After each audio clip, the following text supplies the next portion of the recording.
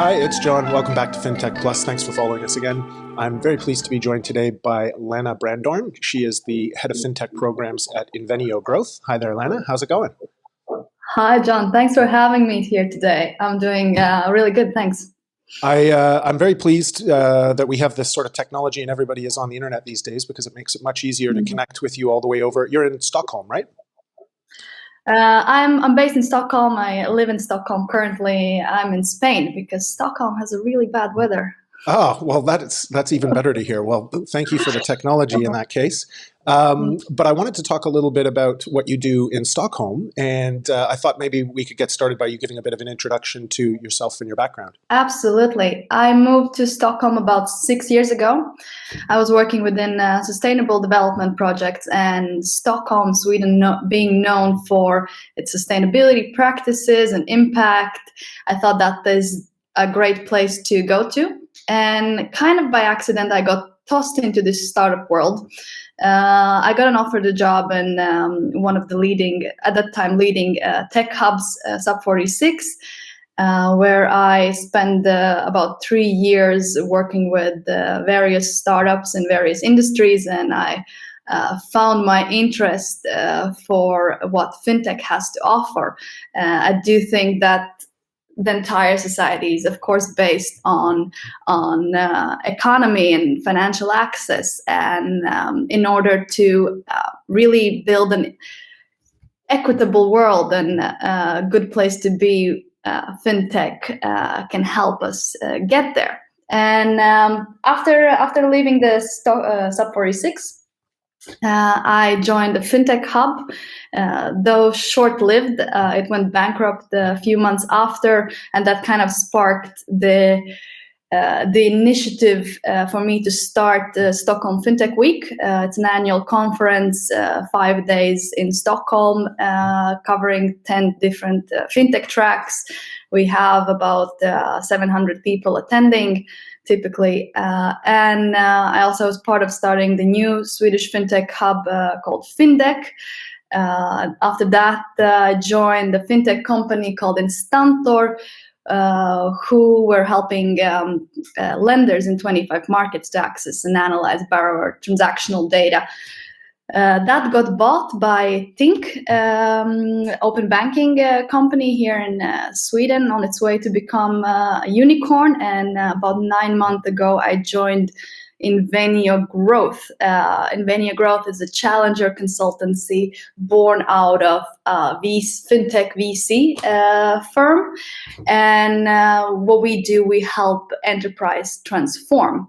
Most of my time I spend with Mastercard. I run the Mastercard Lighthouse program, where we work with 15 fintech companies at a time. And we help them partner with both Mastercard and the leading banks in the region. Otherwise, besides that, we also work on M&A deals. We help companies raise capital. We help other companies establish in Nordics, all through mostly growth practices through either acquisitions or partnerships. So that's it about me. It's great that you've had such an exciting career already. I think it's an example, and maybe you agree, that the type of careers that people have, not only in fintech but in the new digital economy, are quite a bit different than the lifetime with one company that perhaps past generations enjoyed. Can you tell us a little bit more about what makes the Mastercard program unique, and in particular the role it plays in Sweden? Because Mastercard's a big global company, and it must be an interesting point to be in that particular location working on this. Definitely. So what happened last year, it was that Nordic Mastercard became its own region, reporting directly to US. The program started 3 years ago. And what gave a spark to it was Mats Deroldsson, who is the general manager for Mastercard Sweden. He met this pre-revenue company in 2011 and sat down for a coffee, and that turned into a strategic investment from Mastercard into that company, and it became Izettle, and I think you maybe have heard about Izettle. It's one of the Sweden's unicorns. It got bought by PayPal for $2.1 billion. So great success story. And 3 years ago, Mastercard wanted to formalize a process on finding these type of companies, and that was the first born of Lighthouse program. And now we're running the 6th cohort in the fintech side. Last year, one of the companies called Duconomy showed great success. They are packaging the CO2 index into a way that banks can utilize it. And that sparked another program called Massive, that is based on focused on impact companies. So Finitive is running the 6th program. We have 75 companies in our alumni network. We typically browse 500, 600, 700 companies each time in the region. We have the focus this time on Iceland for the first time, and Denmark, Norway, and Latvia. I myself am from Latvia, so Baltics are close to heart as well. And otherwise, we look at the companies across all Nordics and Baltics. That sounds like a very busy program that you're organizing, and it's an incredible volume of companies you're going through. What would you say is sort of the unique advantage of the Lighthouse program? And in particular, what type of companies are really seeing success working with you? Seeing success, particularly this year and maybe late last year, it is the companies that could find also angled to sustainability. With ESG regulations sort of getting formed, it's really a challenge for most corporates, especially banks, to build expertise in the area, and partnerships are a way to do it. And Nordics in general have been long seen to be this collaborative and innovative environment. So it has a long history of partnership. If you think of more of like US type of approach, where the sort of fittest of them all shall survive, and you're out competing. Here, it's much more about collaboration. So the success comes from startups finding clear value proposition that they can then present to corporates and find ways of working together. We can partner the innovative approach of the fintechs and the distribution channels and the sort of powerhouse of the established corporates, and together they really can bring innovative solutions to the market. I want to talk more about the alchemy and chemistry of mixing those two very different worlds, because that's something I think that is at the heart of the work you do and what we're involved with, and I think is really so important in reshaping the systems in society, as you mentioned quite early on in the discussion. But you've also talked a number of times about Sweden, and Switzerland, where I'm based, is oftentimes confused. It's hard to keep track of all these countries, especially, for example, from a North American perspective. Sweden has some interesting dynamics, and it's not always well understood, but I think whether it's Spotify or, as you mentioned, Izettle, there's increasing interest in what makes Sweden a unique startup environment. And I was hoping you could share more, not only from a fintech perspective, but about the culture and dynamics and systems of what goes on there. There's multiple factors that play into that. I think you've heard about the IKEA and Ericsson, those companies that have been leading and being innovative a long time ago. What happened in 1980s? In 80s, Sweden basically realized that future is online. So in 1990s, they already made substantial investments into fiber optic cables. They subsidized personal computer use, and today there's at least 1.5 devices per Swede. It's 100% banked population. Innovation and openness, flat hierarchies, diversity in terms of gender is very spoken about, and I think for women in general, it's a good environment to be. so this openness and flat hierarchies, I've never experienced that. I cannot talk to someone senior or CEO on the same level, even though, let's say, I'm how many years younger, and the opinions are listened. So you accept that good ideas can come from anything and anywhere.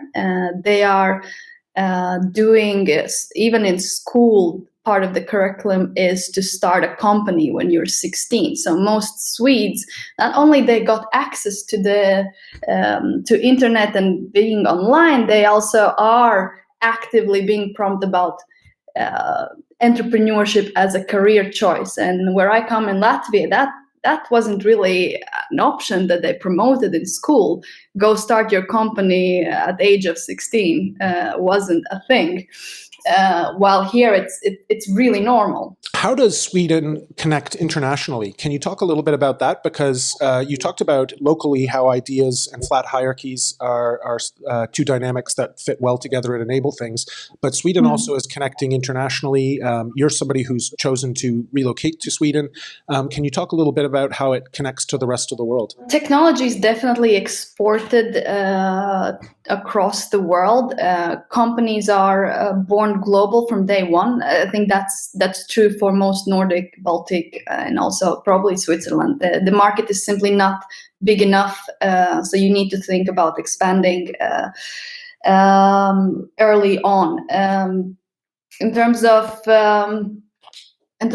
different organizations, trade organizations connecting to various places in the world, there's good support and help, helping companies to expand internationally. And I think Sweden, what has done really well is they have branded the country as this innovative hub. So by having a marketing department for Sweden, they approach this as a company, and they build the brand internationally to make sure that other countries look up to Sweden, and thus are interested into exploring opportunities of collaborating and finding solutions that are sort of born from Sweden. I wanted to come back to the topic of running the programs and some of the insights you've gained working with so many different corporates and startups. First, talking about the startups and being an entrepreneur yourself, you've been involved in building teams. What are some of the successes, especially coming from a Swedish perspective, that you've seen in terms of team building dynamics, whether it's the type of profiles people select or the way that they organize their teams? What are some things that you've seen in your experience? Some of the things I've seen with the more successful teams is they have this competitiveness a little bit at the core. So they, of course, they're in it to win it, and celebrating those small successes breeds more successes. And what some teams are really good at is within the team raising this level of excitement, right? They're aligning your team across that vision and having everyone contribute, putting their effort into succeeding. Another thing is for startups, of course, they're way more agile, way more fast than bigger corporates, and often they have this ability to iterate and learn very quickly. And the companies that are really good at this are also succeeding. So we can see now if 10 years ago, it took on average 3 to 5 years to build a company, then today we see even fintech companies that require licenses and require permits and whatnot, and they even get started and grow within just 12 months. So the speed has increased incredibly, and you need to be able to go on with that. The part where if you're a seasoned founder, we can see that those coming out of current successes that Sweden has, the Klarna, Izettle, Bambora, Trustly, that second generation of founders that been part of the sort of starting and growing these great success stories, they, of course, lessons learned, they start something new, they become quite successful quite quickly. And because they have this great story, they can get investors on board relatively easy because they have the track record of building something already. And talking about the investment scene in general, access to capital in Sweden is available. Definitely at the very beginning, then there's a little bit of gap in between, like the Series A funding, unless you have a really good track record.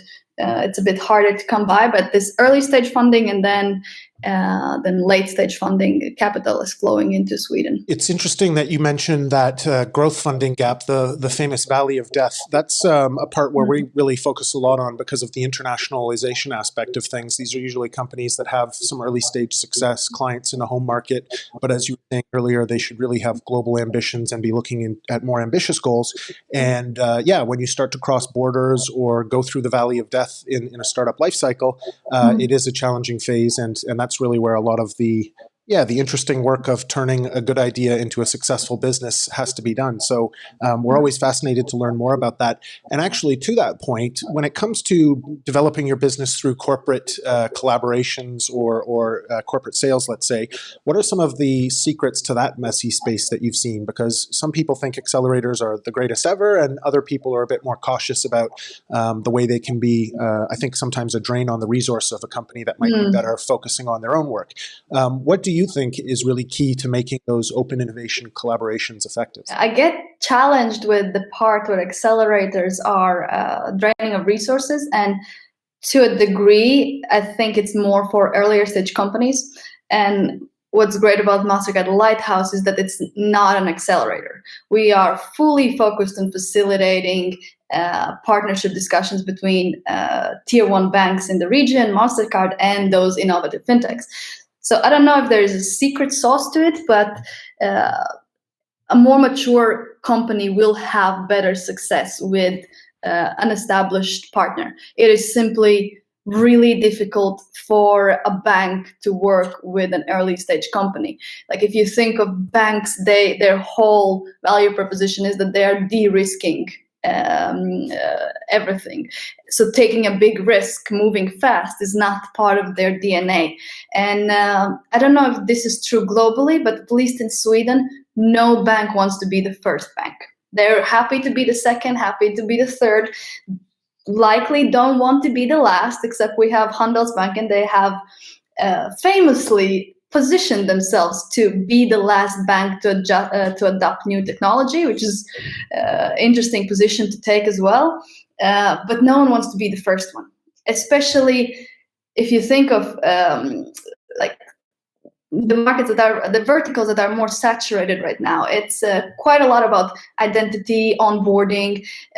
There's so many players, a lot of payment gateways. How does a big corporate that now it's so many, they can't comprehend what is good, what is not good. And if you think of companies that are doing the identity and onboarding process, or fraud, or AML, or RegTech, for most banks, even though if it's a great product, they're supposed to be doing this internally rather well. And outsourcing such important parts of their business it's extremely high risk. And then if you think that the startup is maybe 10, 15 people, got some funding, got like some traction going on, it's still too big of a risk. The successful ones, they have found new type of models, new type of areas that's not necessarily targeting the very core of a bank, but they can, especially with sustainability, like it's such a hot topic today, that if you can package your offer into a value proposition that provide some better good, then I think you will have a better success rate in going through these partnerships. Picking up on what you just said, there's this growing sense that there is an inertia in fintech and the development. 5 years ago, when a lot of this kicked off, people were talking about the pace of change and rapid disruption, but we still see banks tending to dominate the industry and fintech still working to play a bigger role. I guess first off, I'm curious if you agree that fintechs are still working to find their place in the world, or whether there is really a tipping point that's already been reached. And to the point that there is still inertia and a need for change fundamentally in financial services, why do you think that exists, and why is fintech taking so long to reshape the industry? I mean, change always takes time, right? And to be fair, it hasn't been that long time. It depends on how you look at it. The fintech revolutions kind of got kicked off by 2008 financial crisis. There were fintech companies before, but that really gave a lot of new strong companies out. And now we're sort of in another crisis, a different crisis right now. So I think there will be more. You can already see the digital acceleration happening. Banks, what famously Bill Gates said, like, banking is needed, but not banks. But I do think that banks will figure out ways to stay relevant. Maybe some more in the background. Some will find their own offers. And if you think of people and individual and consumer, still we have a large unbanked population. Not everyone is used to using digital services. COVID really, really accelerated that. I think most people now feel very comfortable taking calls like this, using their services through mobile phones. So if anything, I think the fintech will only be accelerated further from this point on. So I don't think there's any stopping there. And I think some banks will figure out how to adjust to the new reality. And some are already, of course, doing things. And there's value in traditional banks. People want to feel safe. People want to make sure that their money is safe. There is this mistrust of how the banks are using it. I have this good example. We have a company called Indo in the program, and they are a narrow bank. They have said that they will always keep the accounts into the central banks, always keeping your money safe as a user, and never lend it out. And obviously there is need for those type of newcomers as well, who are reinventing banking as we know today.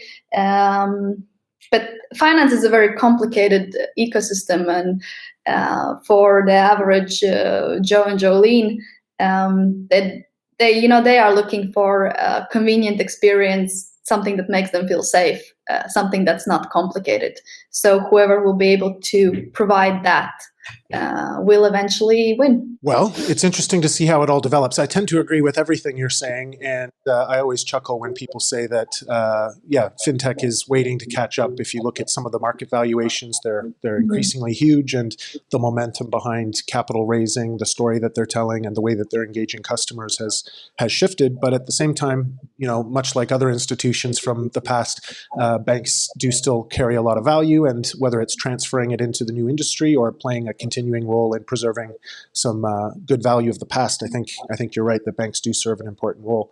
I wanted to ask a couple of more philosophical, let's say, questions.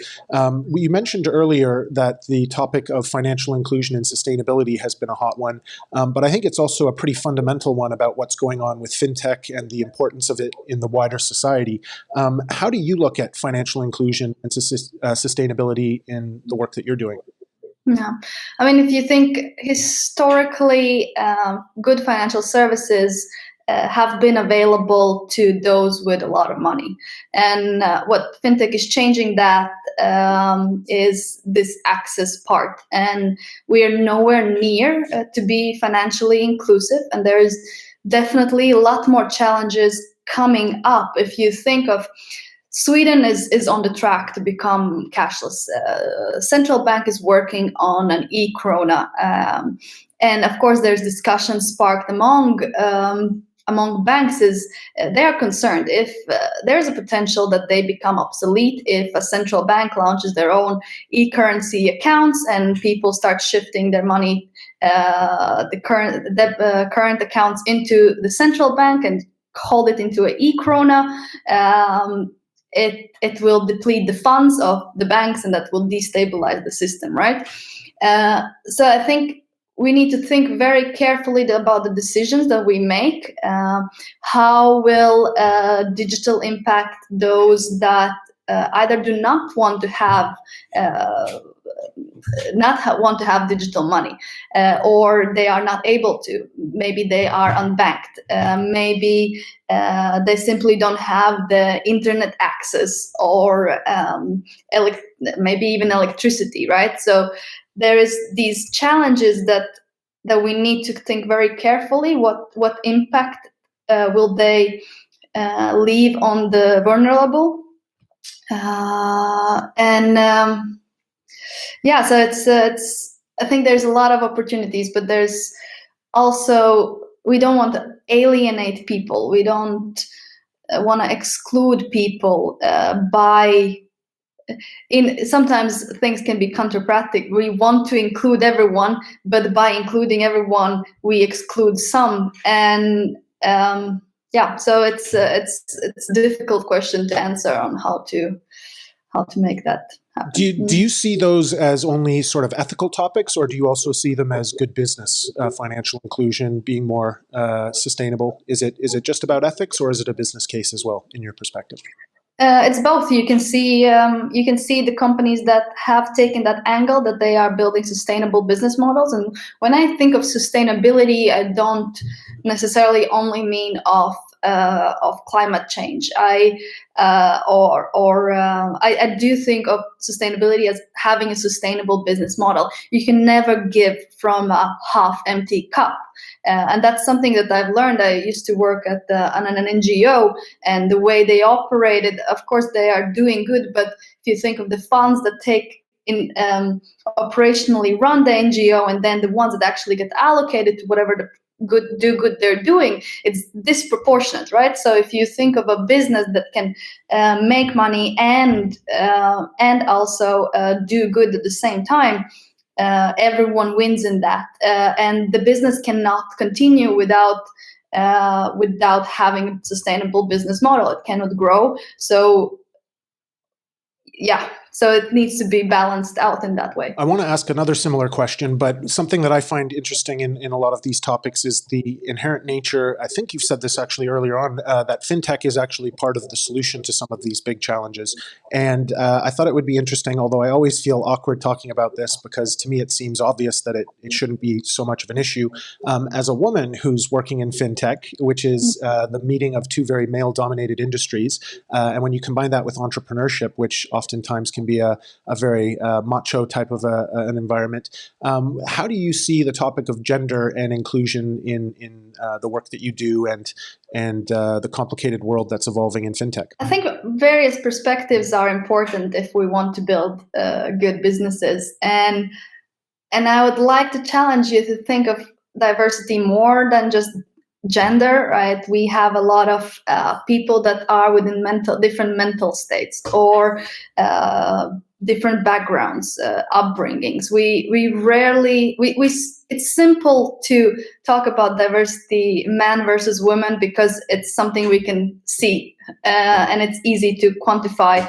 X amount of board members in the board must be female, right? And you can see investors putting on those requirements of the startups sort of in this challenge to be more diversified, and it's great, and we need that. I think we often have these biases that we're unaware of, and sometimes putting these hard numbers like X amount of this or that we need to have in either a conference speaking or on this board member or on the team.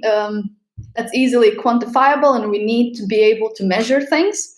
It becomes much harder if you are expanding that into diversity, that what I mentioned, like backgrounds and mental states, like someone with autism or someone with ADHD. Even though, so I, as a woman myself, I of course, like living in Sweden, that topic has been present always, and there is a lot of good initiatives happening, and a lot of companies, people, investors, founders are thinking about this. And when it comes to fintech, of course, those are two very male-dominated areas, and I think last year, year before, it was only 7% female in the leadership roles within fintech in Sweden. I think it's now 12%, so it's getting better.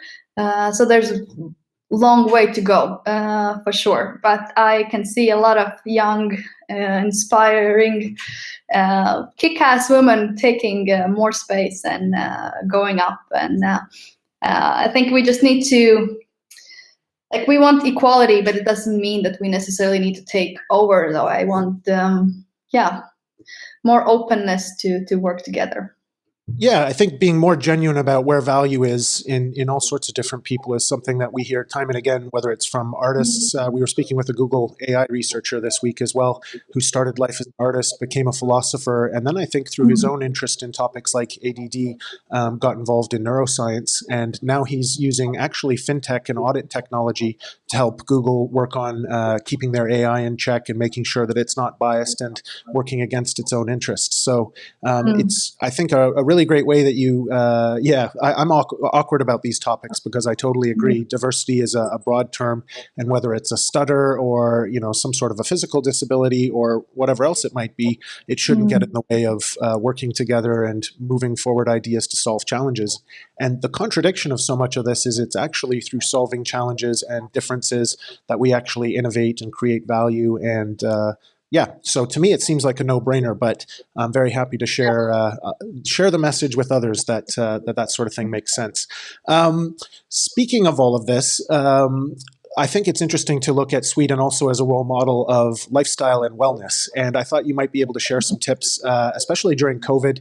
We talked about how vacations are important, but what are some other tips when it comes to staying balanced and inspired that you think are important for people to keep in mind? I think work-life balance is a bit of a myth. I think it's more about work-life integration as such. I think it's important that we do have the opportunity to choose to do what and when we need. What is easy for HR to do is that everyone gets the same vacation days. Everyone needs to take them in certain amount of times, and again, these quantifiable things. But we as individuals don't have the same needs at the same time.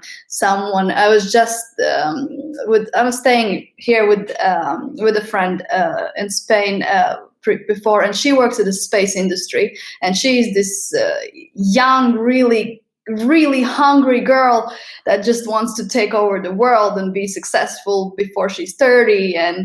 And we had this discussion. She's like, yeah, but I really want to work. And she works until 1 a.m., 2 a.m. every day. And she works across different time zones because they are in Singapore. And she wants that. And when we talked about this life-work balance, I said, that is great, as long as it's your choice, right? To work hard and to be delivering great results, working in interesting subjects. But you also need to have that choice if you have children and family, or even you need your time for yourself. Maybe you're struggling with some mental health issues. You need that time for yourself. We need more flexibility in and more responsibility towards ourselves to do what's right for us. And for an organization, it's very hard to enable that because the needs are so different, right? And I don't have a good answer to that. I think there's more work to do on these type of facilitation of personal development, but also finding that balance, finding what's important, working with your own personal values. Like maybe what's important to you is not important to me, and vice versa. And just that awareness of knowing what we each need. And where do we want our lives to go? How transparent can we be with the organizations that we work with? Like, do I want to actively tell the CEO that I want to be this successful, or I want to take time off and do some other side projects of mine? Like, where does the balance lay? And Sweden is more relaxed if you compare to other countries. If you compare, like US, 2 weeks a year of vacation, work really hard, long hours, it's the norm, right? Everyone's expected to do that. Here in Sweden, everyone is more like, not everyone, I don't want to generalize too much, but typically it's more like, I don't work in Swedish companies, but if you think of this 40-hour work week, cutting it a little early on Friday and taking good vacation, it's normal and it's good and it's accepted for fathers to take off time when they get babies, up to 3 months or even more, that they should be taking it. So I think it's more about allowing people to take personal responsibility on doing what is it that they need to do at that stage of life, if that makes sense. It does. And I was going to say a few things that you've pointed out seem to involve figuring out what would otherwise look to be contradictions, taking vacation and getting lots of work done. You talked also about quantifiable and intangible things or more qualitative things in life. And that's a bit of a challenge coming from a very quantified, rigid type of an environment like banking or technology, where you're creating rules and following things. And when it comes down to a personal level, I think it's about how do we figure out how to be a bit less rigid in the way that we operate and think, and become a more adaptable version of ourselves, and really bring that resilience that we're talking about, putting innovation into companies, and also bring it into our own lives as well.